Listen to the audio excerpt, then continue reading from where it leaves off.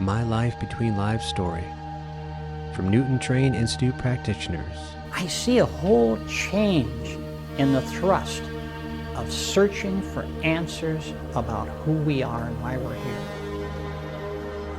And I think it's wonderful, and I just hope the movement continues to expand. Let us expand the universal consciousness together with a My Life Between Lives story presented by the Michael Newton Institute. Welcome to My LBL Story. My name is Ekomananda. I am your host. Today my special guest is Kwiatkowski. Kathy is a licensed counselor specializing in complex trauma recovery for the past 35 years. She's also a certified hypnotherapist specializing in past life regression and the life between life therapy, a quantum consciousness facilitator, a Reiki master, and an energy medicine practitioner, and the author of the book Stand In Your Brilliance, a transformative guide to overcome life's challenges and remember the truth of who you are.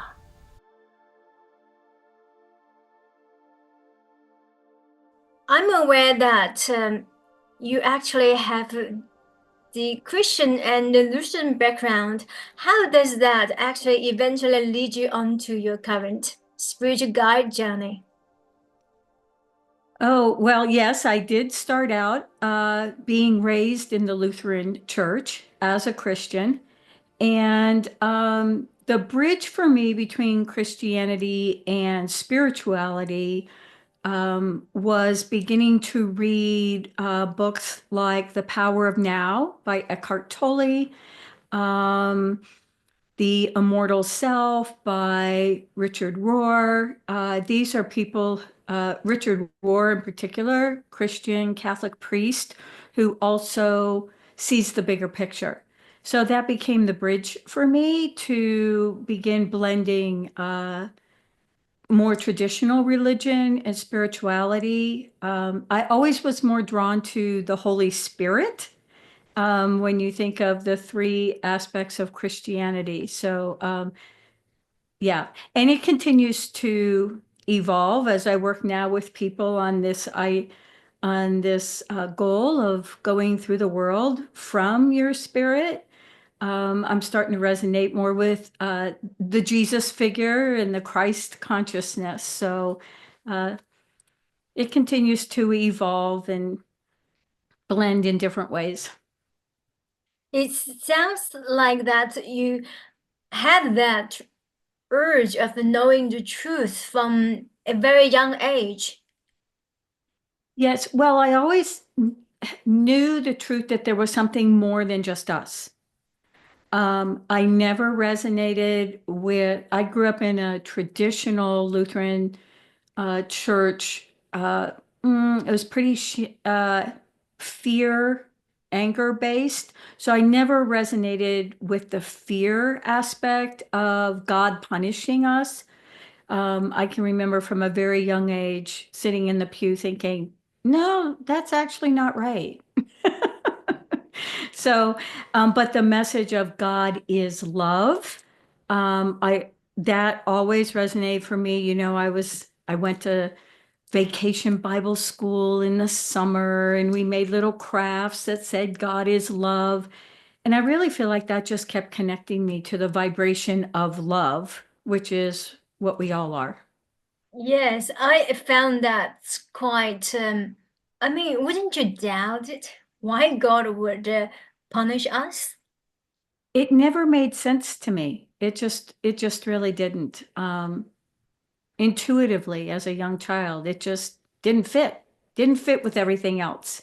In your therapeutic work, have you actually worked with many Christians who have such fear? Yes, actually, I did not know that that was going to end up being a big part of what I do, but it has. And I'm grateful for that because I understand the journey of moving from traditional structured Christianity to having a broader perspective, more of a universal perspective. As as a clinician, as a therapist, I'm a trauma recovery specialist. And so I've worked with quite a few people coming out of what you would think of as religious trauma. And you understand the reasons there are so many different religions around. So yes, the funny thing about that is, again, as a young child, I remember, hearing the message that you needed to believe a certain way in order to go to heaven. And, like many people, I thought of heaven as somewhere else. And then I saw all these other religions. Just one day it dawned on me, I'm like, well, I know why we have all of these other religions. It's like God created lots of doors so that people can find their way to him. It doesn't matter which door you go through. And now, of course, as an adult, even more understanding how it works, it's like you actually don't even have to choose a door. It doesn't matter. Yeah, that's an interesting point. You don't have to choose, because the common teaching, one theory is that we all have choices. And sometimes when I look back at my own journey, life just follows itself. Absolutely. Spirit's guiding everything all the time. And so at this stage of my life, which, I guess people talk about it as the third trimester of life, I can look back and see so many places along the way where Spirit guided me to end up where I am. But I had no idea at the time. I was just doing the next thing that I felt inspired to do. You did so many training, got so many credentials, and it's like so impressive. The list runs that long. So those innate knowing guide you step by step becoming a counselor. Yes, I started out as a special education teacher. I did that for 6 years, absolutely loved it, but I wanted to have a bigger impact. So I became a counselor to help families. So I'm helping families, didn't know I was going to end up working with a lot of children who had trauma, specifically sexual trauma. So then I needed to learn more about that, which led me to working on my own trauma, which was a very important step to the next piece, which was working a lot with couples who were coming out of different types of trauma, and it was playing out in their relationships, which led me to do more with my marriage. I mean, everything along the way, right? And then on well, you would think a fluke, but nothing's a fluke. I decided to go to a big conference that had psychics and mediums, and I find myself sitting in the audience with Brian Weiss and doing a past life regression. And I'm like, what is this? So then I learned more about that, found out, really legitimate psychiatrists and psychologists who are doing this work, like Michael Newton. And I was like, I think this is my next thing. And so I went, did an LBL with a girlfriend. And it was actually a girlfriend who told me about the Newton work. And she gave me the book. I had this profound experience of sitting on my patio on a summer afternoon, reading Journey of Souls, and everything in my system lit up like, this is truth. That, like, I already know this. It was the most incredible experience. So the girlfriend and I together go to do an LBL, and we're sitting there, and she's intuitive. She's sitting next to me, and she says, I just heard you're supposed to do this. And I was like, no way. That's like professional suicide. I am not doing this. But then I just knew I couldn't not do it. And of course, after having my own profound LBL experiences and experiencing my own soul and seeing my spirit, yeah, it was huge. So that's kind of the progression of how I ended up here. And then you have been doing 9 years as a experienced trauma-informed heal and life between life therapy. How did life between life therapy or Michael Newton Institute uplifted your spiritual journey as a healer? All along the way, I've been working with, doing my own healing, clearing my own field, whatever I can do to have a clear connection to my higher self and to the guides, lots of different trainings with different intuitives. When I did my own LBLs, it shifted my vibration so profoundly that it shifted the work that I do with people. So because we're all energetically connected, when as my vibration has shifted, it's hard to explain, but it's just different. We just end up going different places in the sessions. And we don't even know that that's where it's all so guided. It's in the past, I'm strongly analytical. So I would strategize everything.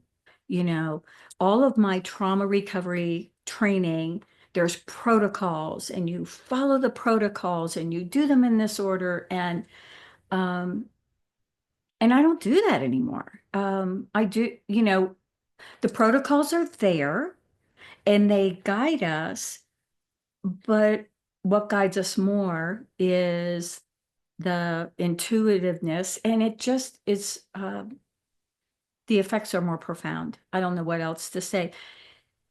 The clients who come just to do LBL, they're not working with me as a trauma recovery therapist. So we're not doing like traditional trauma recovery. They come just for an LBL, but they have trauma. It's incredible the healing that they can get in an LBL from trauma that in the past maybe would take, several years working with the traditional counseling methods, because the guides are coming in, the energy is being cleared. It's like metaphysical healing, right? It's way beyond us sitting in the room. It sounds like the sessions went faster. It's not as rigid as how we were initially taught. And the energy shifting happens faster, so that it sort of got as energy exchange. So we downloaded more light and we absorbed more darkness or illusion, so that we can live more freely from this moment onward. Absolutely. Absolutely. And it's all a vibrational, I do the quantum healing work also, which is all about the resonance of the vibration. So my intuitive gift is feeling vibration. I really want to see things more, and I am seeing things more, but you always want what you don't have. So, but I feel my way and I get knowings. That's how information comes to me. And the knowings will like come out of my mouth, and then I get confirmation that that was guidance. So that's how it works for me. And as I keep up leveling, then the people who come to work with me, their vibrations are up leveling, and the magic just happens in the synergy of it all. When you say that you wanted to see things more, are you saying that you are not quite a visual? I'm not very visual. And so in my LBL, it's interesting. My very first LBL, I did see, in the past life aspect of it, I saw a lot. But when I went into the spiritual realm, not so much. And my block for a long time was seeing the council. I've never actually seen a council. I've seen one very powerful, wise being. I've never seen a council, but I've sensed them there, and I get messages from them. I've seen my energy field in two different ways. in one LBL, I saw my energy field as a big disc, and it had a humming to it that would attract other entities towards me. And then in another journey that I took, I saw my energy field in the shape of like a pyramid with a light on the top.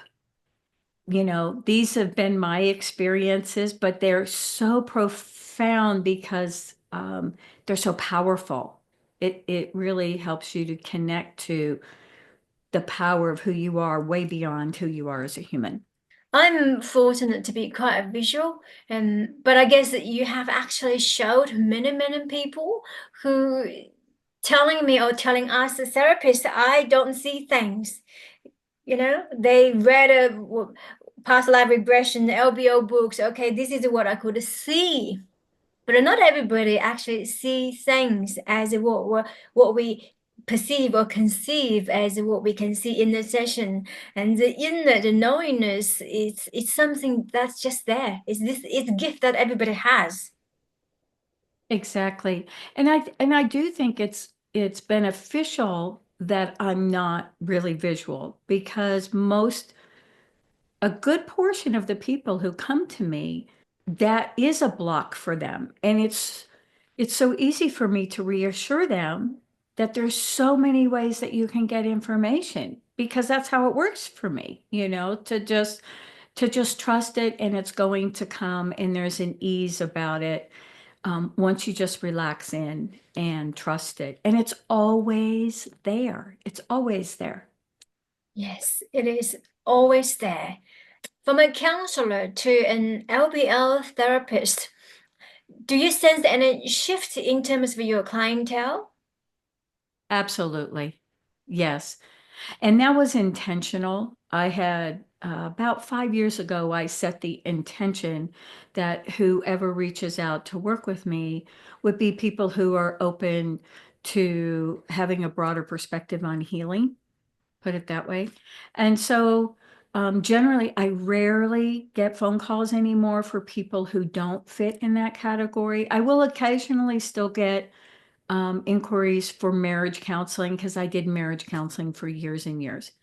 And I don't necessarily say no to marriage counseling, because if they're open to the broader perspective, it can be very powerful to explore, well, what other lifetimes have you had together?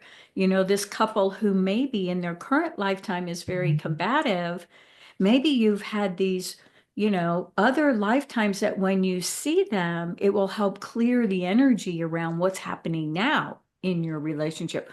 Or it might give you clarity around, well, why do you have so many challenges in this relationship? Was that part of your plan? What's the lesson that you're meant to be having from that? So I'm always open to working with couples who want to explore that. Do you set some sort of parameters, like these are the group of people that I prefer to see, like they are looking for life purposes, they're looking for connecting to higher self, they're looking for a spiritual opening?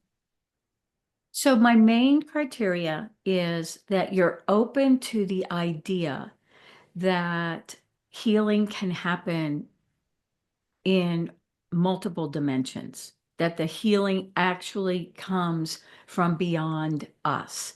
And if you're open or even wanting to believe that that's true, you know, then there's a conversation that can be had there around that. And then, of course, people who have had religious trauma, getting understanding around why that happened. Was that part of their plan? How can they use that moving forward in a productive way in the world? Helping them reconnect to their light if their religious trauma has squelched that for them. So yeah, I'm always open to that. Wonderful. And in your experience, How does the method, this quantum healing, this spiritual guidance differ to conventional healing that focus on physical, like psychologists and doctors, the conventional means? Please stay tuned for the next part of our conversation. Thank you for joining us today. Love and light.